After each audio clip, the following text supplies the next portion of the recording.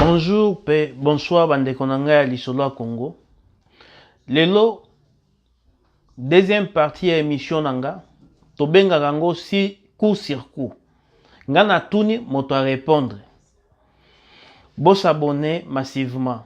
Numéro nabiso zali +1 66 0 234 54 6D. Nakoyamba ndeko nanga ya lelo kombo naye Fiston Mweni. Lelo akoya lisusu a répondre coup sur coup. Toyambi ndeko na biso Fiston Mweni. Papa mbote lisusu. Mbote bobi batantu. Na sepeli koyamba yo. Merci ndeko. Na sepeli koyambo lisusu. Merci. Na émission lelo eza coup sur coup. Lelo toko solo laté. Eza motuna na ye. OK. Ti toko sisa émission. Toko makasi. Papa Vanda. Merci. Merci ndeko. Et sali mikolo belé. Na landaki ba conférence na yo, ya on na bengo lisusu. O répondre na mituna na biso. Ya lelo toko bengango coup sur coup. Ngana tuni yo répondre. OK. Motuna na ngai liboso na mona ki Félix na États-Unis a utilisé le terme déboulonné. Pour na yo déboulonné zani. Déboulonné c'est un terme mécanique. Tous les mécaniciens RDC ba ebina ba mécanicien monde mobimba. Déboulonné c'est un terme mécanique. Ce qui mutuno muso ezali na koyanola. Mais terme mécanique et sengaka oyeba lolenge nini okoko déboulonner yango. Déboulonner sengaka nini senga clé qui veut dire il faut déverrouiller. Pour déverrouiller quelque chose, il faut zalana fongola nango pour que ndeko déverrouiller ou ezali boulon ezalaki boulonné. Merci beaucoup. 100 jours à Félix, eza échec toza réussite. 100 jours à Félix, eza réussite parce que vous venez de voir que non, ba matériau moko ya jekamine utuko kita falaki ba make un peu ko revoir ango. Bozomona banzela, eza réussite totale papa. Pour quelques jours non peut 100 jours on en est. Insécurité à Congo et utuapi.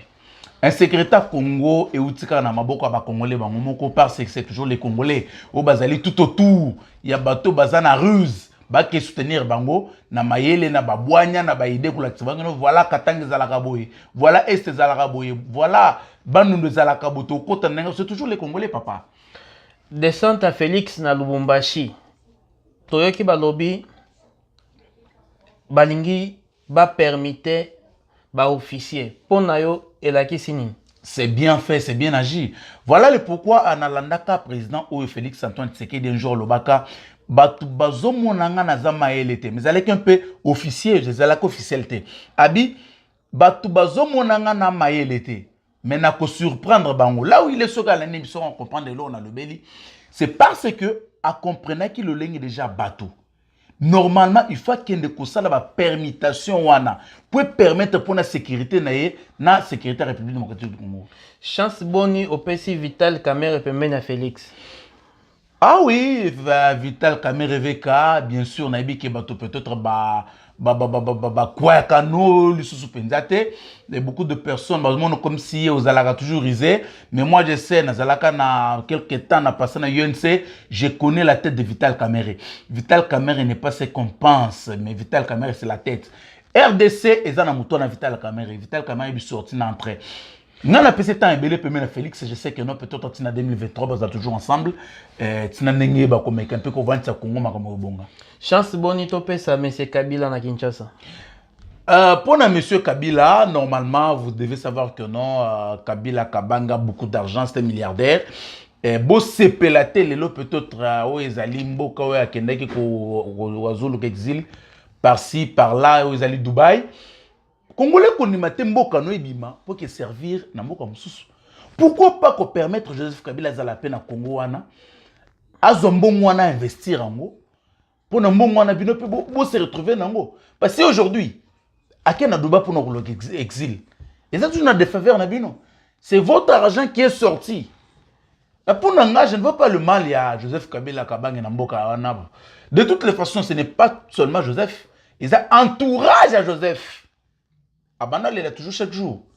Ceux qui n'ont pas 5 personnes ou 10 personnes pour reconstruire la République démocratique du Congo. Bana Balala qui est entouré par les Congolais rwandais. Batunyo Somaï Lewana.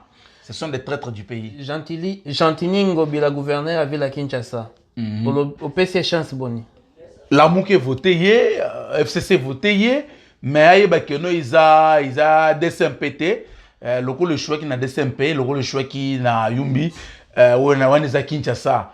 Kinshasa, ils a place aux oppositions Vandi. C'est ainsi déboulonnage au Salema. Parce que vous êtes devant UNC, vous êtes devant IDPS, vous êtes devant peuple congolais, vous êtes dans Sima Fayoulou.